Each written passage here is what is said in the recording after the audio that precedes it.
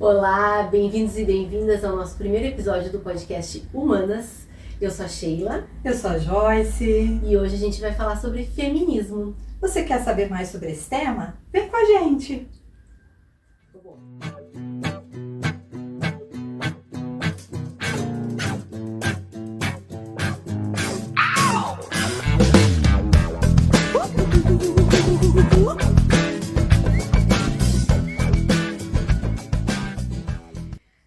Sobre feminismo, então. É um tema difícil de falar aqui na nossa região, né? A gente fala bastante, assim, mas acho que não é uma coisa muito aceita em todos os lugares. Então, o nosso objetivo com o episódio de hoje é desmistificar ou acabar com a má comunicação a respeito do movimento feminista. Porque muito do que se fala, assim, a gente nota que é preconceito, né, sobre o que é feminismo. As mulheres hoje em dia que vivem hoje em dia no mundo, elas estão usufruindo de muitos benefícios, de muitos direitos que foram conquistados pelo movimento feminista. Direito ao voto, direito a poder estudar, direito a poder frequentar a faculdade, a poder viajar sem autorização do marido, direito a ter um cartão de crédito, até a jogar futebol. Todos esses direitos foram conquistas do movimento feminista. Então, eu quero começar perguntando para a Prof. Joyce, por que hoje em dia a gente vê um preconceito assim, contra esse uso do termo feminismo? O que é o feminismo e por que a gente vê esse preconceito assim, das mulheres não dizerem que são feministas ou não apoiarem o movimento? Então, talvez, antes de começar dizendo o que é o feminismo, a gente possa falar sobre o que não é o feminismo. Né? Porque tem muitas vezes má compreensões, né? Má comunicações sobre isso que nos fazem compreender, por exemplo, que feminismo é a luta das mulheres contra os homens. Né? Vamos odiar os homens. Vamos odiar os homens, né? Enfim, que é um movimento para conquistar poder sobre os homens, que é um movimento de mulheres, né, que não querem se depilar. E esse discurso é muito usado para desqualificar o movimento, né? Tipo assim, aquelas feministas, aquelas do sovaco cabeludo que vão botar as tetas de fora, queimar sutiã e odiar os homens, né? Isso que é o movimento, né? Perfeito! E é isso, não é o feminismo. Né? Não é disso, não é sobre isso que a gente está falando e é preciso a gente esclarecer que essas incompreensões, na verdade não são incompreensões, mas são formas de desqualificar a luta histórica que é representada pelo feminismo. Feminismo é um movimento social e político de luta por igualdade de direitos, para que as mulheres possam ter direitos sobre a sua própria vida, né, possam viver de forma igualitária em sociedade, coisa que não nos foi permitido durante muito tempo e ainda não nos é. Basta ver quantas mulheres vivem sofrendo violência, são vítimas de feminicídio. Então, quando a gente fala do movimento feminista, a gente está falando de um movimento que quer lutar por liberdade, por igualdade de direitos. E, obviamente, quando a gente fala, né, de conquistar direitos, nem todas as pessoas concordam com isso. E aí a gente tem a profusão dessas má compreensões que fazem com que, muitas vezes, mesmo que mulheres que usufruam, né, dos frutos do movimento feminista, mesmo mulheres que sejam feministas na prática, que no seu dia a dia estejam lutando, né, para conquistar direitos, ocupando seus espaços, estejam usando sua voz, né, em busca da igualdade, muitas vezes não se denominem como feministas, porque não compreendem, né, ou têm essas incompreensões sobre o movimento. Então, se nós somos mulheres que estamos lutando por igualdade de direitos, por liberdade sobre a nossa própria vida, nós somos feministas. Na prática ou no discurso, né? A gente vê muito isso, né? Mulheres que são, tá na moda o termo, né, empoderadas, mulheres que na prática estão exercendo funções que lhes custaram batalhas, né, que tiveram que enfrentar, muitas vezes peitar em ambientes masculinos, mas que não são feministas ou não se dizem feministas justamente por isso, por esse preconceito de que as feministas são aquelas, né, aquelas feministas, né, que não são. Ou então, e eu quero resgatar um termo que tu usaste aqui pra gente discutir também, porque é um movimento político. O que seria um movimento político? Porque eu não me envolvo em política. mas nós somos seres políticos. Essa é a questão fundamental. A política, a arte da política é a arte de viver em comunidade, a arte de viver em sociedade, em conjunto, Sheila. Se a gente quer viver junto, a gente faz política. É importante a gente diferenciar isso, né, de que fazer política não é, ou pelo menos não é só, né, pode até ser, mas não fazer política em si não é participar de um partido político ou militar por um partido político, né? Isso. A via da política partidária, né, é uma das formas do exercício institucionalizado da política. É a forma como a Constituição, a nossa legislação, ela organiza o Estado, o acesso aos cargos eletivos, os cargos representativos. Mas a política é muito mais que isso. A política trata de como a gente vai viver junto em sociedade, como a gente vai organizar, como a gente vai distribuir direitos, né? Então, quando a gente fala do movimento feminista como um movimento político também, é um movimento de luta por conquistar espaços dentro da estruturação da vida coletiva. Como se estrutura a nossa sociedade? Quem tem direito sobre a ter remuneração igualitária? Quem tem direitos, né, ou não tem direitos a acessar determinado espaço? Por que as mulheres não podiam, eram proibidas de jogar futebol até 1969, por exemplo, no Brasil? Né? Nós éramos proibidas de praticar esse esporte. Então a gente está falando aqui de uma luta por conquistar espaços. É sim uma luta política, porque nós não vivemos sem política, né? E também é uma incompreensão ou uma má compreensão, né? Esse ranço que a própria ideia de política, como a própria ideia de feminismo trazem carregados, né? A gente tem um ranço quando fala disso, nossa, né? Lá vem, são temas pesados. As pessoas têm razão, né? Porque a gente tem uma política ruim no Brasil, né? A gente tem muito político ruim no Brasil. Então, eu não tiro a razão das pessoas de terem ranço com o termo político, né? Mas é isso, né? Ser um movimento político significa buscar que essas conquistas, que esses direitos estejam ali na lei, né? Sejam garantidos por... E às vezes nem assim são garantidos, né? Mas buscar que esteja tudo escrito ali, né? No papel, assim, bem direitinho. Isso. E quando a gente fala que é igualdade, a igualdade, né, tem uma outra má compreensão ou incompreensão também que às vezes, né, a gente ouve quando eu estou fazendo alguma fala, é muito comum ouvir a frase, mas agora as mulheres querem ser iguais aos homens, mas se quer ter direitos iguais vai carregar um saco de cimento, vai trocar um pneu do carro, né? Tem certeza que deixa eu contar, esses dias eu vi um podcaster, eu nem sei porque passou assim, acho que nem é uma pessoa que eu sigo, falando da guerra, né? Que daí agora, as mulheres querem ser iguais aos homens, pois agora, lá na guerra, não sei o quê, quem tá indo pra frente de batalha e tal, são os homens, tarará, como se fosse essa reivindicação das mulheres, né? De igualdade, porque homens e mulheres são diferentes, não são? Não só homens e mulheres são diferentes entre si, homens Exatamente. São diferentes entre si, e ainda bem, porque se a gente fosse igual ia ser chato a gente viver junto. A gente é diferente, todos nós somos diferentes uns dos outros, e a grande questão é a gente aprender a conviver na diferença sem fazer com que essa diferença gere desigualdade. Essa é a grande questão. Quando a gente fala de igualdade, a gente não está falando de igualdade de fato, a gente fala de igualdade no acesso aos espaços da sociedade, no acesso aos direitos distribuídos pela sociedade, às oportunidades. Então, é dessa igualdade que a gente fala, igualdade no campo da estrutura social, e não igualdade de fato, porque nem é meu objetivo ser igual de fato a ninguém. Né? A nossa personalidade é única. Então, como transformar as nossas diferenças, né, para que elas não gerem desigualdade, para que elas não gerando desigualdade e injustiças, né, que a gente vê muito. Até porque o papel de cada, se a gente for considerar a questão de gêneros, assim, né, o papel do homem e da mulher na sociedade são igualmente importantes, né? Então, assim, a gente vê que as mulheres, às vezes as empresas não contratam mulheres porque vão engravidar. Porém, alguém tem que engravidar nessa sociedade. Alguém tem que ter filhos que vão trabalhar no futuro, que vão estudar nos bancos das universidades, que vão continuar fazendo a roda girar. Então, a sociedade precisa enxergar que as mulheres são importantes em todos os lugares.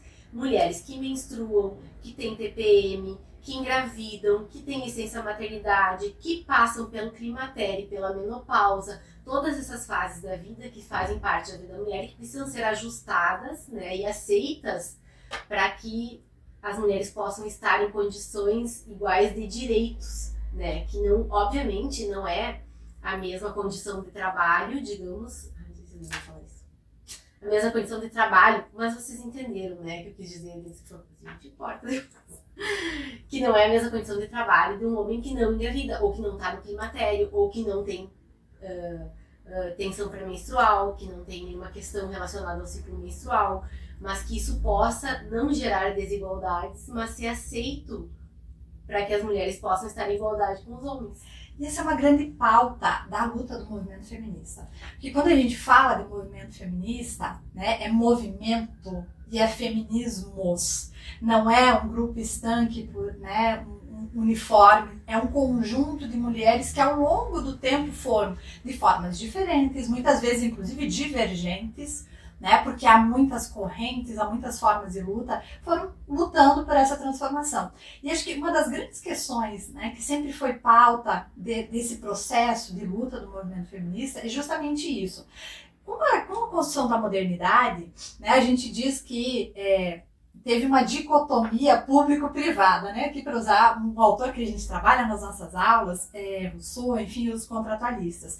E aí tem uma autora chamada Carole Pattman que vai dizer que quando a gente estruturou a nossa sociedade, a nossa vida coletiva, lá no início da modernidade, a partir da dicotomia público-privada, né, o público foi destinado aos homens e as mulheres ficaram com o espaço do doméstico. Então, às mulheres foi dado o espaço do privado, da casa, as donas do lar, e aos homens o público, vai lá fora, né, conquista o mundo, o espaço do trabalho.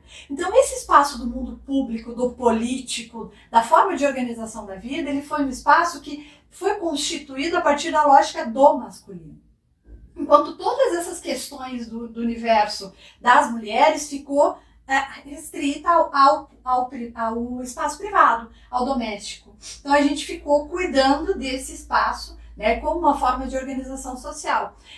Agora, quando a gente luta para vir para o espaço público, então a gente tem luta para que as mulheres possam estudar, a gente tem luta para que as mulheres possam trabalhar, a gente tem luta para que as mulheres possam entrar na política. Tudo isso é conquistado a duras penas. Mas não é só as mulheres irem para o espaço público, é também as questões que envolvem. É o espaço público estar preparado para receber mulheres.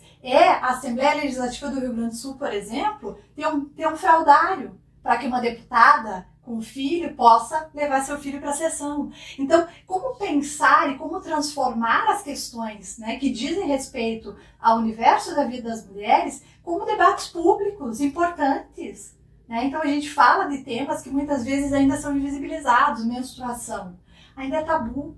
Quantos temas que envolvem o universo da vida biológica das mulheres que a gente às vezes não fala, né? Não quer, né? TPM, né? Menopausa, tá de TPM, ou se fala com piada, né? Deslegitimando, com aquela piadinha, com aquela ironia, né? Que vai fazendo com que a gente se cale muitas vezes sobre isso. A questão da menopausa, do climatério também, a própria gestação, né? A gente vê como as grávidas trabalhadoras sofrem assédio moral muitas vezes no trabalho, assim, por estarem grávidas, porque elas têm direito a mudar de função, né? Muitas vezes a grávida precisa viajar e ela não pode viajar por uma questão da gestação e ela sofre, né, às vezes até assédio moral dentro do trabalho porque não está adaptado a uma grávida, porque as funções foram todas construídas em cima do masculino, né? E isso é um problema, porque a gente precisa colocar as mulheres no mercado de trabalho de forma justa.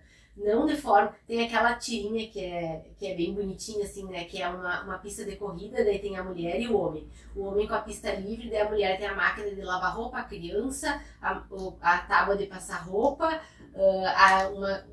um bercinho, né? Que ela tem que pular todos esses obstáculos para conseguir correr do lado do homem, né? Então, na verdade, é isso, né? É dar condições para que a mulher esteja realmente em condição de igualdade, né? Tem os mesmos direitos. talvez essa seja a grande questão, talvez a grande pauta do movimento feminista hoje, né? Porque aí as pessoas perguntam, tá, mas feminismo pra quê? Né? Também já ouvimos isso, tenho certeza, Sheila, que tu já ouviu, nossos ouvintes também já ouviram, né? Ah, mas eu não preciso mais do feminismo, pra que isso ainda? As mulheres já conquistaram tudo, já tá tudo lindo, maravilhoso.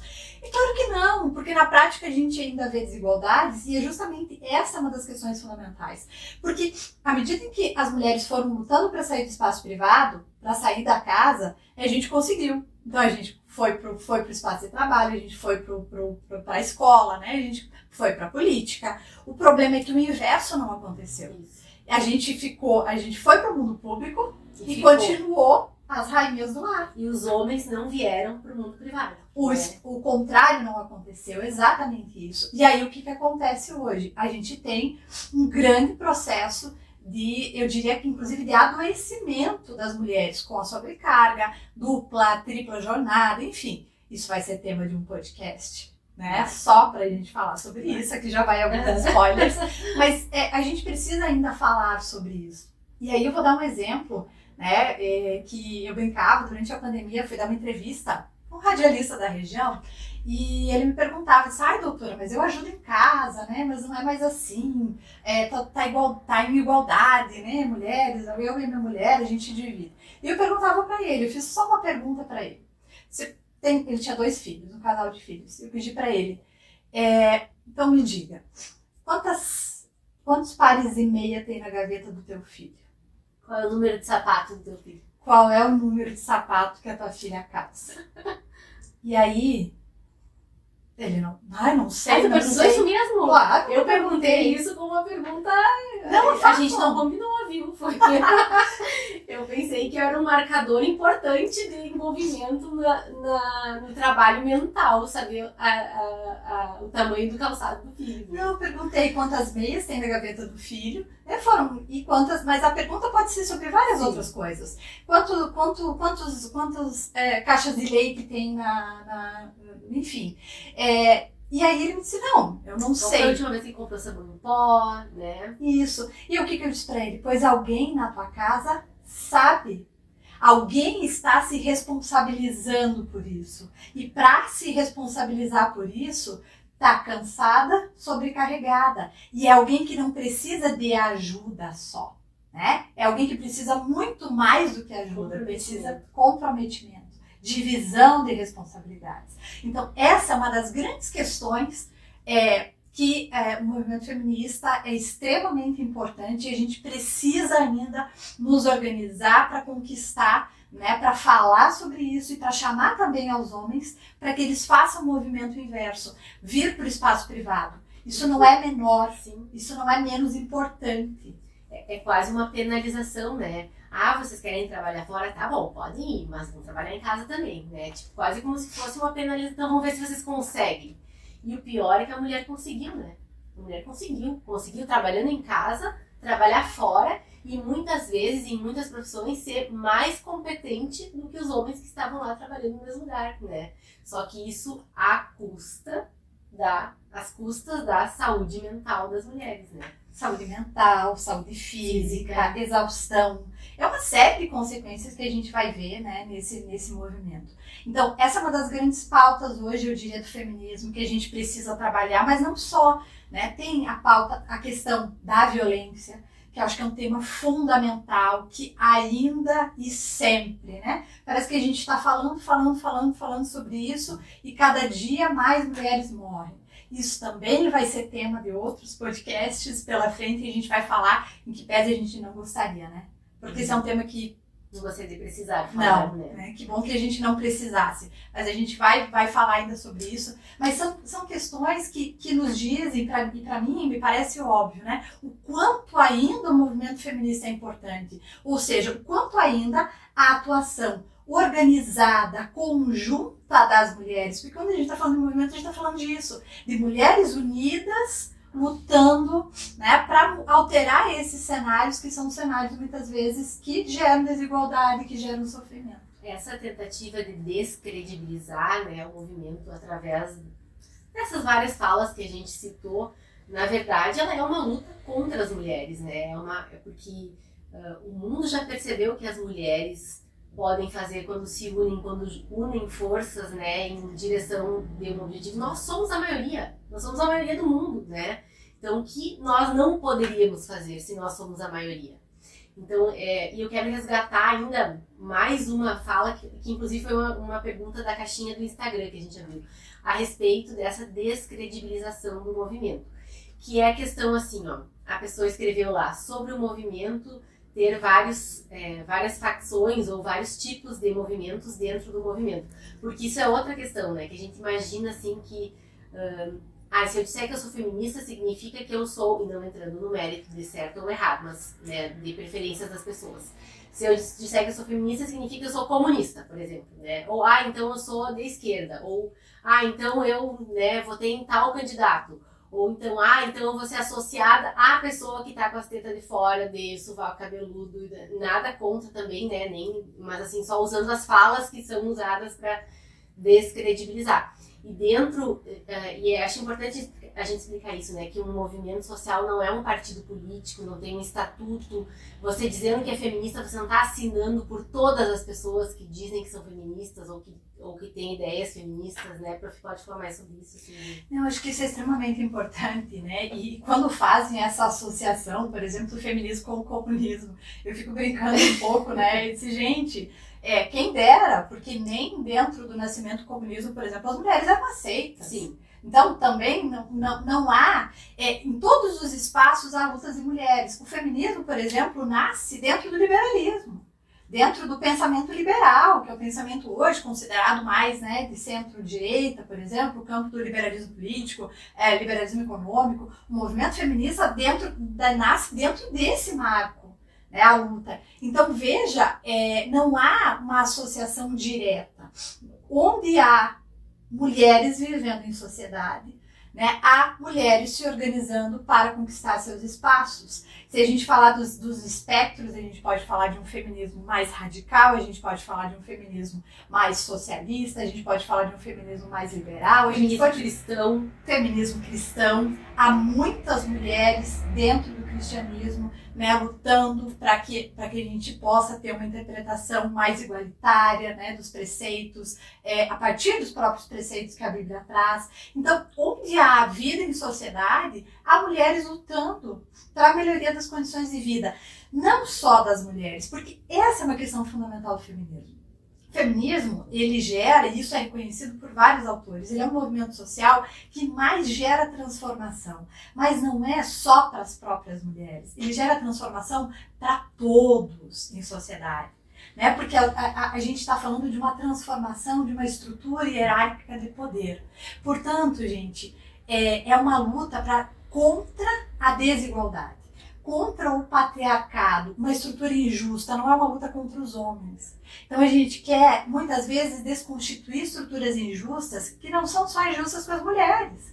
Há outras injustiças que vão se estruturar nessas. A gente pode falar do racismo, a gente pode falar da desigualdade de classe, a gente pode falar do capacitismo, a gente pode falar de tantas outras questões que vão se imbricar né, nessa estrutura de desigualdade e de injustiça que a gente vê na sociedade. E quando a gente fala do movimento feminista, e aí eu falo do movimento que eu faço, né? Porque quando a gente fala de feminismos plurais, múltiplos, a gente não pode falar pelo todo, né? Eu não sou porta-voz do todo. Há tantas mulheres, há tantas pessoas com suas lutas, com suas questões no mundo, mas eu posso falar pelo feminismo que eu faço e que eu acredito. E esse é um feminismo que luta pela transformação do mundo.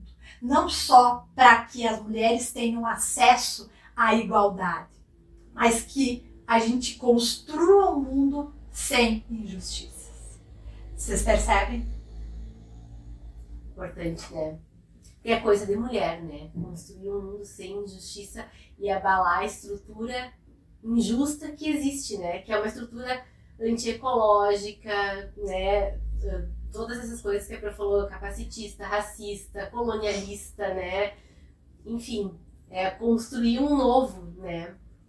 Quando a gente fala, que agora eu não vou me lembrar nem se foi dizer que fala dos 99%, sim, feminismo para os 99%, porque na verdade as pessoas que não estão naquela caixinha pequena, assim, né, do homem branco, rico, de classe alta, heterossexual, são tão poucas pessoas que se encaixam totalmente nesse padrão, né? Nós somos a maioria, nós mulheres, e pessoas que não se encaixam nesse padrão, nessa caixinha, né? E por isso que a gente pode construir um mundo melhor.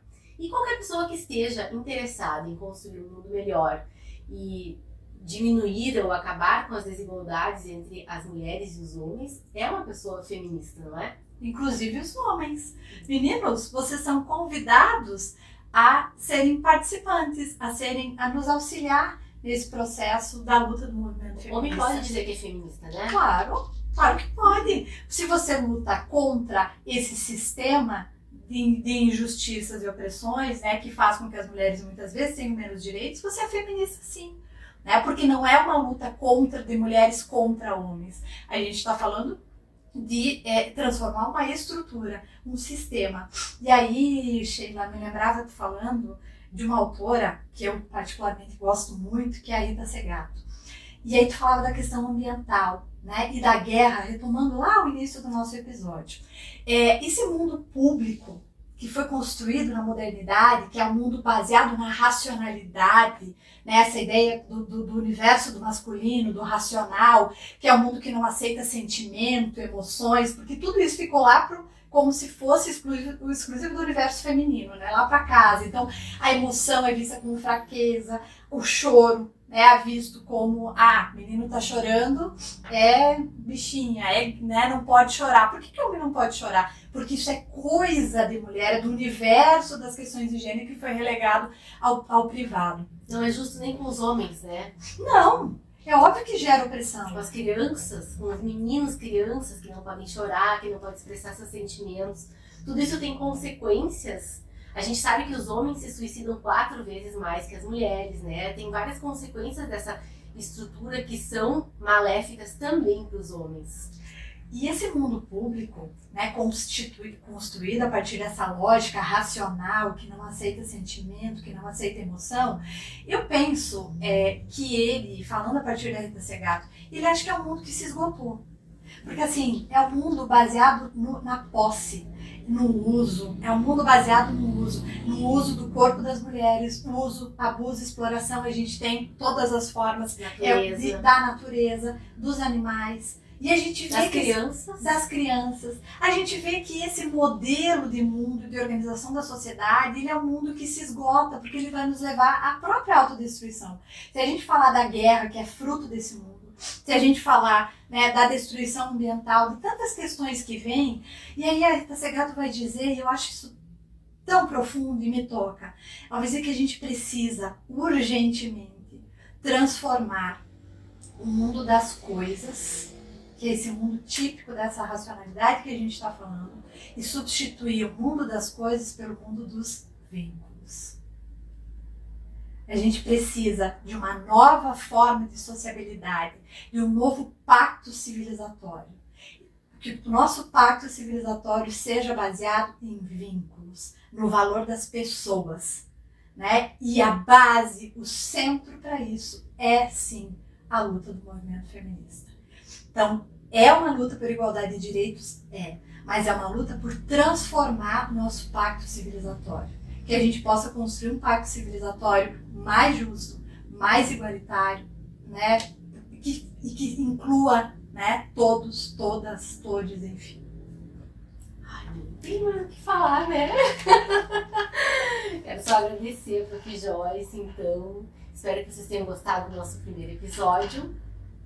E nos sigam nas redes sociais, nos sigam aqui. A gente vai seguir produzindo temas de relevância para o universo feminino de todos os tipos, desde temas profundos como esse até temas leves, né, pra gente se divertir, pra gente dar risada, né. Estamos construindo juntas esse espaço, juntas e juntos com vocês também, esse espaço pra gente ter, realmente para comunicar coisas importantes sobre o universo feminino. Então, obrigada, Sheila, por ter dividido esse espaço. Vou dar aqui um agradecimento para a Ana, né, que está ali por trás das câmeras nos ajudando. Aninha, querida, obrigada. A todas as meninas que compõem o nosso grupo de pesquisa, Biopolítica e Gênero, nosso programa de pós-graduação em Direitos Humanos aqui da Unisf, enfim, a lista é grande, aos poucos a gente vai se conhecendo, vai se apresentando, mas assim, que bom estarmos aqui, né? Eu espero que vocês tenham gostado tanto quanto a gente.